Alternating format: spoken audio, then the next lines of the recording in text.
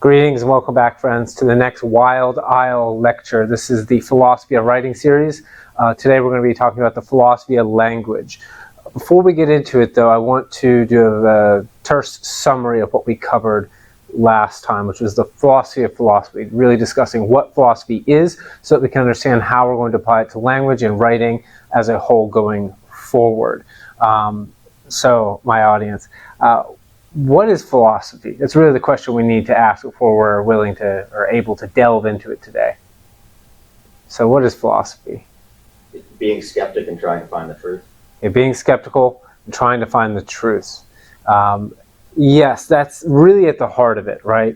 I was reading Descartes today, wading my way through Meditations. When you take a philosophy course in undergraduate, you read about the philosopher and you read snippets, but you typically don't have you read their whole works. And if you want to know why, it's because invariably each philosopher abandons that skepticism at some point when they make a mistake and then run off a cliff with it, right? So the idea is to be skeptical and to pursue the truth.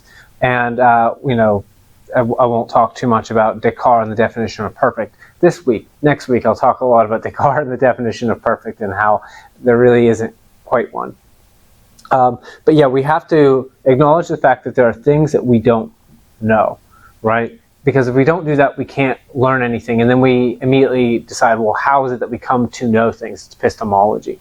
And that's kind of what we're going to be talking about today. So go ahead to the next slide. There's a little preliminary thing here that's going to come up. I've been reading a lot of the Confucian text. I'm actually most of the way through. I just have the works of Mencius left.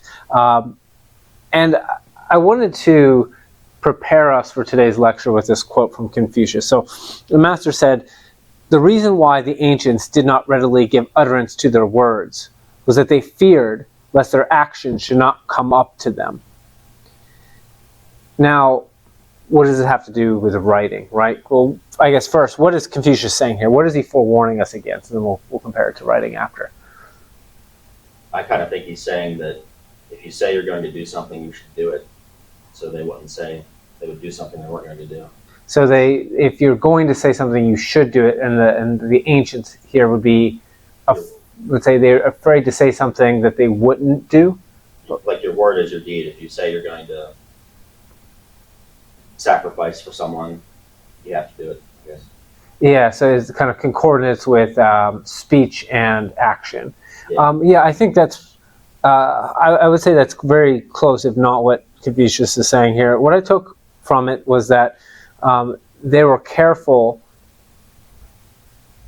that what they said they believed wasn't what they actually believed, or they're fearful that what they might say they believed wasn't what they actually believed. And you see this quite a lot. And it's not that they were afraid of lying so much as they were afraid of, in a sense, being self-deceived. They didn't know, right? And well, the question is like, well, isn't what you say what you believe, right? Like isn't what you profess to believe what you believe?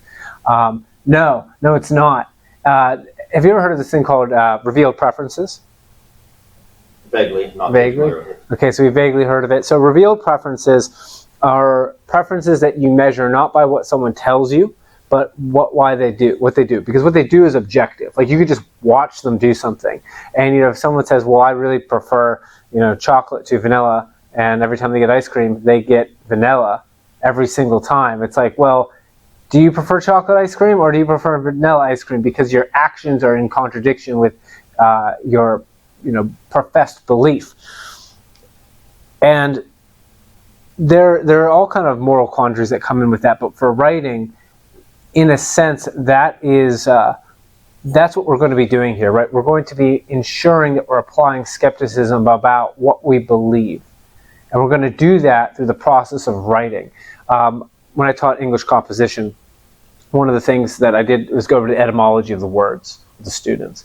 And the etymology of essay, unfortunately, all the component parts in its lineage don't come to me now, but essentially it's to put something on trial, to weigh it and measure it, right? And that's what you're doing when you're writing an essay, right? So what you're going to be doing is measuring and weighing your own thoughts, that you are, let's say, you should be hesitant to profess verbally until you've done the work to write them out to make sure they're actually concordant with what you might actually be doing. Does that make sense? So in a sense, what's the point of all this academic writing? What's the point of writing in self-reflection? The point of doing this is so that you can actually know what you believe and whether that's coherent, and maybe what you ought to believe, and then maybe what you ought to do, and whether you would or could or would be willing to do that thing, right? So before you are so convinced of something and you tell it to somebody, it might be worthwhile to write it down to make sure that's actually what you think. All right, with that being said, we can get into the real meat of the lecture. All right, so this is the first introductory slide. You'll notice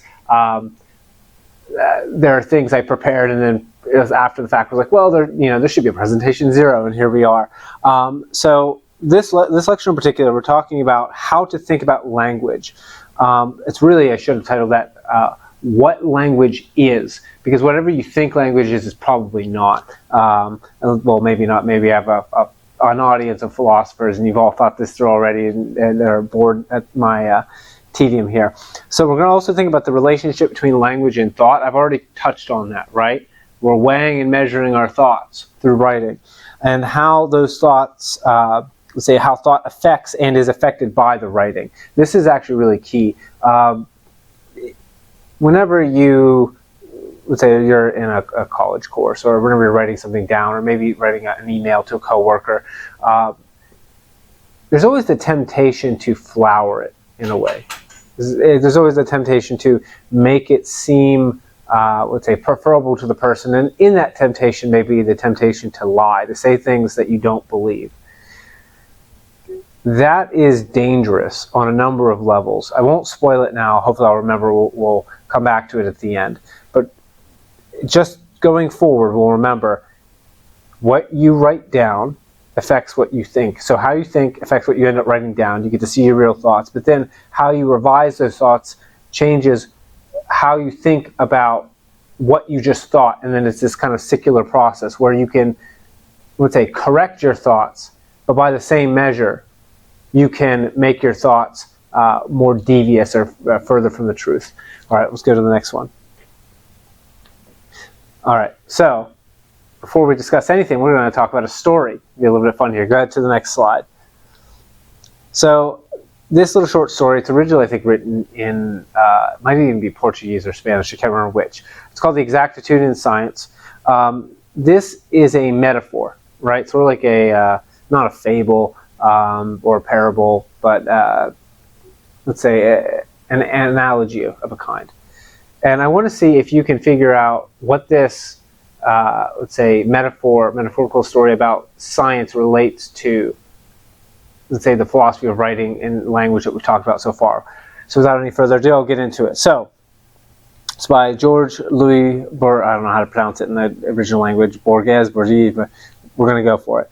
In that empire, the art of cartography attained such perfection that the map of a single province occupied the entirety of a city, and the map of the empire the entirety of a province. So we've got an empire, and they've mastered this art of cartography, and they've mastered it so well that it took up 1-for-1 ratio the map to the actual what was detailed. Go ahead to the next slide. In time, those unconscionable maps no longer satisfied, and the cartographers' guilds struck up a map of the empire whose size was that of the empire, and which coincided point for point with it. The following generations, who were not so fond of the study of cartography as their forebears, saw that that vast map was useless, and not without some pitilessness was it that they delivered it upon the inclemencies of the sun in winters. Go to the next. In the deserts of the West, still today, there are tattered ruins of that map, inhabited by animals and beggars. In all the land, there is no other relic of the disciplines of geography. Now, this isn't the original version of the story I heard, And I imagine there's some nuances lost in translation. So before I ask my audience to say, like, well, what does that even mean? What was the point of that? We're going to go into a little clearer version that I originally heard by a YouTuber by the moniker Concordance. I don't think he's still producing videos, but he did science-related videos. So go to the next slide, and this will make a little more sense. So this is his version of the story. The King's Cartographer. There was once a great kingdom of fantastic wealth, knowledge, and culture. The king, desirous to understand just the source of his own kingdom's prosperity, hired a cartographer, granting him an endless purse as commission for a perfect map of his kingdom. Go ahead. After 6 long months of devoted effort, the cartographer presented his map to the king. It was a wondrous accomplishment. Unfurled, it spanned the whole of the king's throne room and represented the towns, cities, hills, forests, valleys, and plains. But the king was not satisfied. Much was left undetailed and undefined. He could not make out individual houses, nor the trees, nor any of the other plants or animals. Go ahead. And so he sent his cartographer off to start again. For 6 years more did the mapmaker toil, until at last his creation spanned the whole of the capital. Even still, the king was not satisfied. Though he could now make out the individual trees and houses, he could not count the tiles on the roofs, or the leaves on the trees. There were still so many details left out. Here's the next one. For 60 more years after that, the cartographer worked again on a map even grander and more true to life than his prior two combined. He worked and he worked right up to the end of his life, when the king came to visit him one last time. But when the king arrived, he could find no evidence of a map anywhere. He confronted the cartographer about this, and the map maker told him, go ahead. Your Majesty, you only need to open your eyes to see that all around you is a perfect map of your kingdom. Every tree, every leaf, every blade of grass, and every speck of dirt on the road and on the houses, it's all present. Yes, this map is so perfect. You could even live in it. Okay, before we go on, we don't have to go on yet. I want to ask, okay, so what is this story really about? What are we talking about here? I think it means you can't make perfect the enemy of the good. You need to be practical and kind of need to look at the forest and not just the individual trees. Okay, so perfect is the enemy of the good. Okay, let's see. You have to be practical. That's correct. Both of those answers are right on target. So we could even say here, perfect is the enemy of the practical. We want to combine those two things together. Because did the map maker even make a map the last time? What do you think? Depends how you define map, but I don't think that would be. I wouldn't consider that a map. Yeah. So it depends how you define map, right? And you wouldn't define that as a map, even if he did make something that was a literal one-for-one model. You wouldn't call it a map. Why not? Why is that not a map? A map needs to be a representation of reality, not reality itself. Yeah, it has to be a representation, and it can't be the reality itself. Why? Why not? Right? Because if it is the reality itself, isn't it like flawless? You have all the details. What's wrong with it? I think practicality. I think that's where practicality comes in. Yeah, it is where practicality is. So what's impractical about it? A map is something that you should be able to hold in your hands, or at least fit on a table. I think it's not. Yeah, why? Why do you need to be able to hold it or fit it on a table? What's the point of that? I guess just I don't know. That's the best way of comprehending how it could be useful. How the information on it could be useful. Yeah, you can't use a map that is the size of a room, because you can't. Or maybe you could if you had a massive room and you were thinking about a crazy military strategy. Like, okay, maybe there's context for that. But if you're like a road map, you got to be able to fit it in your car. You also have to be able to fit other things in your car, and you also have to be able to like unfurl it in a multitude of circumstances, and then like if you need to move it or sell it or buy, like if you need to be able to do things with it, it's useless to have something that's perfectly detailed that you can't access, that's so burdensome that it no longer is useful as a representation. So we're going to get into how this directly relates to, well, before we go into language, I want to talk about a bit about science, because I think that'll help. So what this metaphor was really originally for was a scientific method, right? So when you do the scientific method, you don't come to proofs. What you come to are predictive models.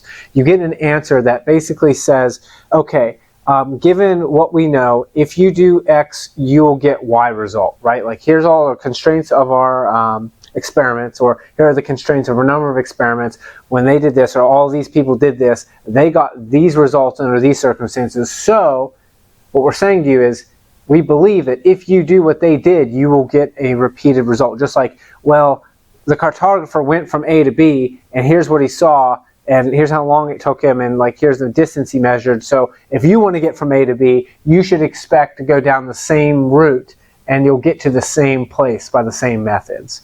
Okay, so that's what that's really about. It's understanding that we don't come to, well, I'll teach you a word, maybe not teach you a word, gnosis, right? Have you ever seen that word written with a G, G-N-O-S-I-S? I think it's how you spell gnosis. Heard of that before? I have, but I don't know what it means. I don't know what it means. It is related to Gnosticism, which is a type of, there's many types of Gnosticism, but they were typically developments from different religious beliefs where they fixated on revelatory wisdom. Okay, this is, if you're familiar with Plato, the philosopher, his philosopher kings. He doesn't explain how they know this, but they're supposed to just have the ability to perceive the realm of the forms, right? And by perceiving the realms of the forms, they get to know what the good is, and then therefore they can bring forward the republic, the perfect governance, the new world order, the new age. If you didn't know it, by the way, if anyone didn't know what new age meant, it's literally like those who bring, it's Neoplatonism to bring forward the utopia. That aside, that is this idea of gnosis. Science does not give you that, right? Science does not give you proof. And in fact, if you take a course in college, right, they'll tell you, no, we don't prove things. We just show that we failed to be able to disprove them. Okay, with that understanding, we'll now move on to the next slide to understand what this means. So now we're going to understand what language is. And to do that, we need to define our terms, right? There's going to be some question of what it means to define a term. We'll get into it. Just go ahead to the next one. We'll pass this one by. Okay, so I just talked about gnosis. I forgot to put this in here, but it is important. And we saw Kant's kind of creepy looking face the last time. The phenomenon and the noumena, these are important to understand, because the idea of gnosis is like understanding the noumena. The noumena is aside from your perception. Phenomena is that which you can perceive and experience, right? I don't want to dwell on this too long, but you can think of it this way. Matter is insofar as we understand it, is an arrangement of atoms. Those atoms are actually not adjacent to each other, right? They've got little electron clouds, and those electron clouds have a certain amount of attraction and repulsion. So if I had, I don't know, like true sight from Dungeons and Dragons or something, and I could see this table as it truly was, what I would see actually is mostly a bunch of space where the electrons aren't taking up space, and then a lattice structure of protons and neutrons. And that's how the table would actually be, assuming our understanding or theories are correct, right? If we believe our atomic theory. But that's not the phenomenon of the table. Maybe that's the noumena of the table. I can't actually know that because I don't have a way to actually perceive that. And really, if I did gain a means like a telescope or a microscope that could see that far down, there would be a question of, well, what if I could see even more magnified as beyond that? And what if there is a point at which visual sensation cannot see fine-tuned enough?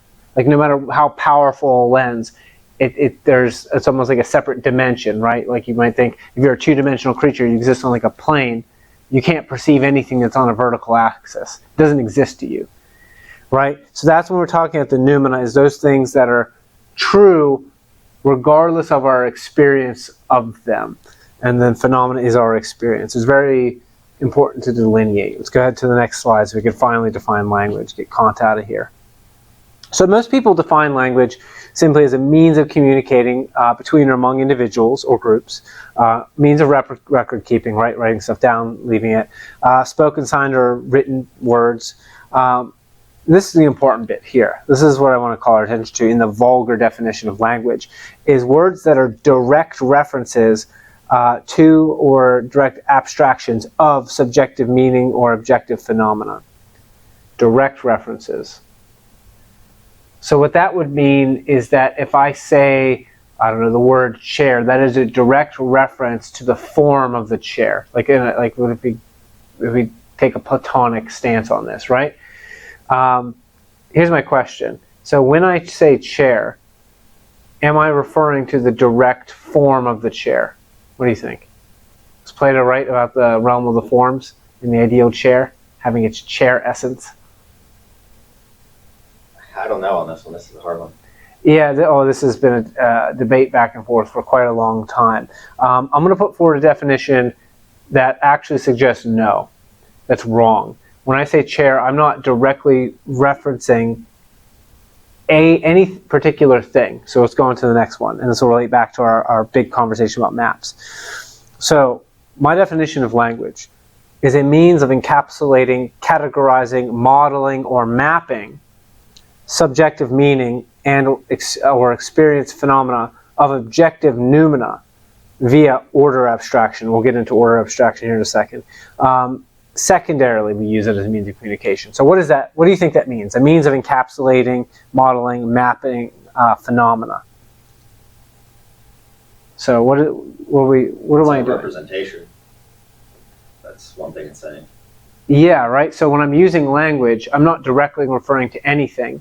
I am representing, let's say, what I think a thing is, right? There's immediately a level of, we talked about skepticism at the beginning, there's a level of uncertainty there where I'm not claiming gnosis with language. I'm trying to capture what a chair might be, but in my use of the word chair, I very well may include or exclude things that are, let's say, that are either not there and I'm including them, or that are there and I'm excluding them. We'll get more into it in a second. Let's go ahead to the next slide.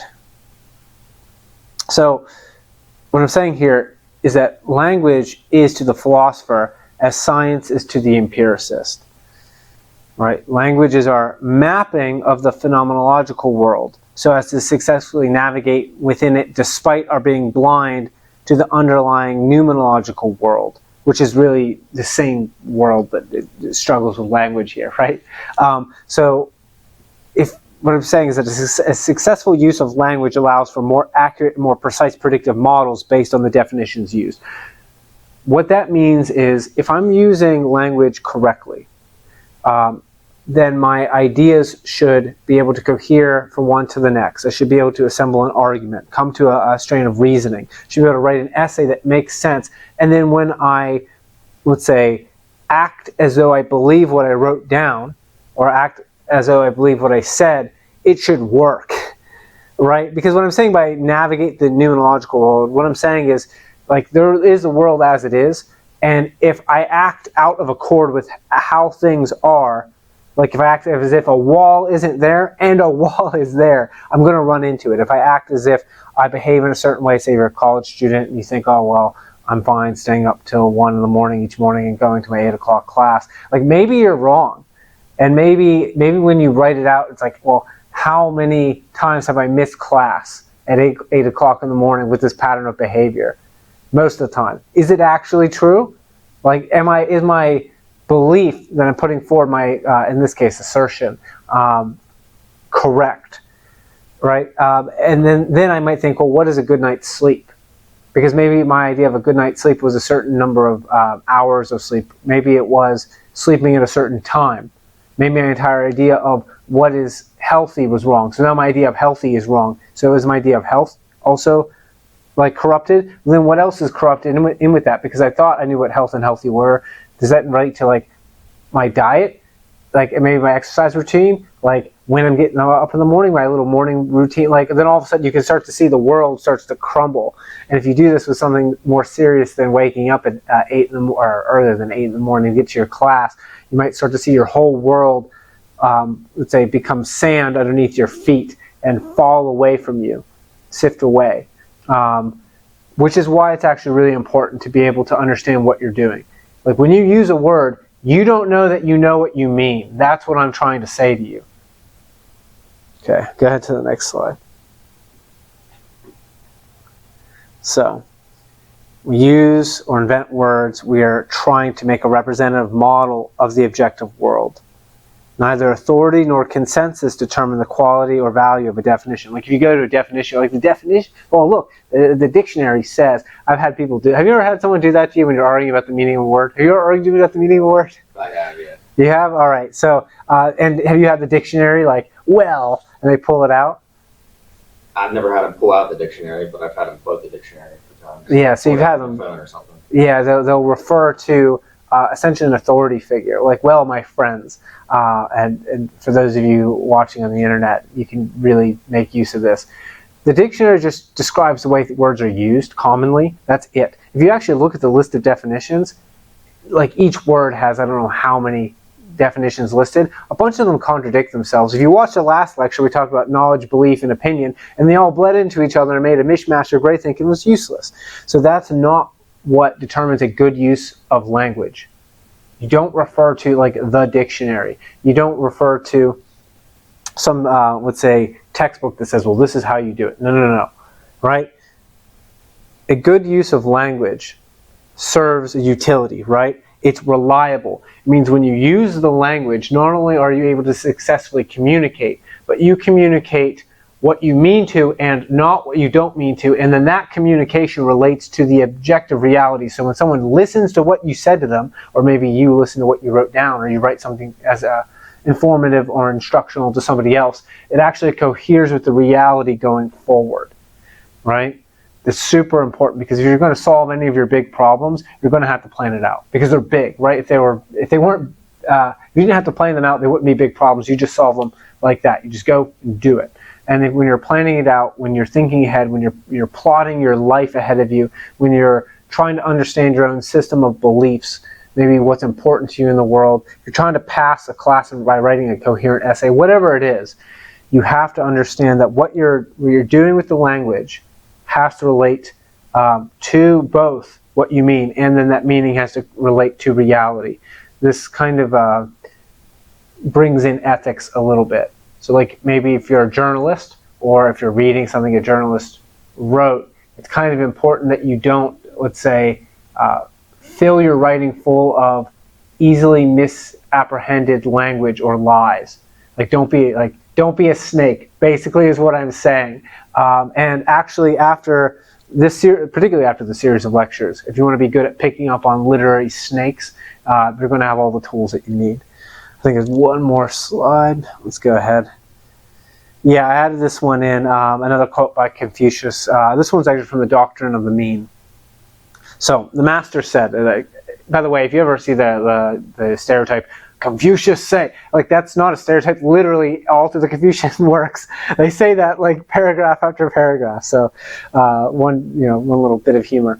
The master said, Shun loved to question others and to study their words, though they might be shallow. He concealed what was bad in them and displayed what was good. He took hold of their two extremes and determined the mean, and employed it in his government of the people. So, what do we think Confucius is getting at here? To conceal what was bad in others' words and to show what was good. I think maybe he's saying you have to acknowledge that you don't know everything and that you can learn from others. Yeah, even you can learn from anyone, you think? Is that what Confucius is getting at? That's kind of how I understood it. Yeah, right? Even if someone is shallow. It's like, I don't care, like Confucius is saying, I don't care how dumb you think they are or how wrong you think they are. The point of listening to them speak or reading what they have to say is separating the wheat from the chaff, right? It's wading through, it's analyzing their use of language to see where does their map seem to correspond with reality that you can incorporate those details into your own map, right? It's not to dismiss them because, like, okay, maybe they use vulgar language. That doesn't mean that they're wrong. It doesn't mean that there's not details that you can utilize. When he talks about the mean, I should list this. The mean is like, the average, right? But it's also kind of, it's not really the middle, right? Because we call it the median. But think of it as the narrow road, right? It's it's difficult to straddle, but that's where you want to be if you want to get to where you want to go in your life. So when we talk about the doctrine of the mean, that's what we're talking about. It is being able to make that separation to find the, let's say, I don't want to use the word synthesis because there's a bunch of Kantian nonsense involved with that, but you don't have to worry about it. But the synthesis between essentially potentially two wrong decisions because they overextend in either direction, and finding the truth in both so that you now occupy this space of balance, if you will. Very Eastern, right? All right. I think there's one last shill slide, as I'm going to call them. Yeah, okay. So before I show my other stuff, next up is a philosophy of diction. I really like this one. It's very, very rich and detailed. We're going to be talking about, if you don't know what diction means, it's like your choice of words, a particular kind of words that you use. We might touch on what is it called? Word sorcery, as I've been calling it. It's a particularly snake-like way of playing with language to manipulate people. A little bit in that lecture. We're also going to, we definitely will. Significance and power of words. All right, so if you like that, thank you for coming. I've got a couple other materials you might also enjoy. So I write fiction, particularly fantasy fiction. My novel out right now is Wand Smoke Broken. Wand Smoke is the series name, but it was so catchy I kind of jammed it in there with the book title. You can find that on Amazon. Links are on my website, wildirelit.com. Also on my website, I have editing services as well. I really like this. This is a great way for me to improve as a writer by improving my revision skills while also helping other writers. And I don't really I could just do proofreading, but if you go all the way to like line or developmental edits, it's definitely worth the tiny increment price increase because I'm teaching you how to write. I'm taking all that information I got from graduate school and from my experience writing my own works and working with other authors, and I'm giving it to you for what's really a bankrupting me per hour discount rate. So check that out. And if you like the philosophy that we're doing here, I have a blog. Right now I'm covering a lot of Eastern philosophy. You can check that out as well. A bunch of essays, all kinds of stuff. wildirelit.com. We're going to do another lecture that will be on Thursday the 19th back here at 5:30 to 6:30 at Ohio County Public Library. And that's all. Thank you for coming.